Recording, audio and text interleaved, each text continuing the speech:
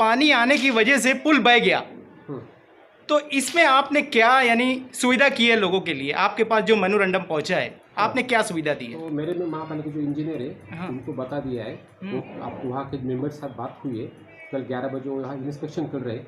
अगर वो बैंड ने बनाया है तो हम उनको वहाँ इमीडिएट काम करने के लिए बता देंगे, और अगर वो महापालिका ने बनाया है तो जितना जल्दी हो सके उतना जल्दी वहाँ का काम चालू कर देंगे और लोगों की समस्या दूर कर देंगे। सर, ऐसा भी बोला जा रहा है कि कॉरपोरेशन के लोग इसमें इन्वॉल्व है, जब वहाँ पे ज़मीन माफिया जो बेचे ज़मीन अवाड़ी नाले के, तो कॉरपोरेशन के लोगों को मालूम है इस बात का, जब भी जो है कॉरपोरेशन के लोग इस पे कार्रवाई नहीं कर रहे हैं। वो कल इंस्पेक्शन कर रहे हैं, अगर ऐसा कुछ अकानून काम हो रहा है बेकायदा तो उसके ऊपर कार्रवाई की। आप क्या वजह लेकर के कॉरपोरेशन आए हैं?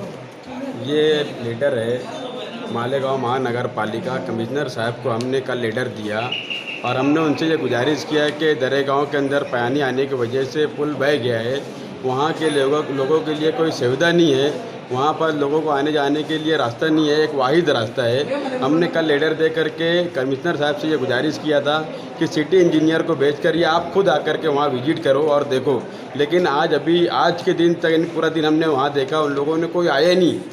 और यदि अभी हमने कमिश्नर साहब के ऑफिस में गए थे, उनको हमने कहा कि भाई हमारे इधर अभी तक कोई विजिट नहीं हुआ, कोई काम नहीं हुआ।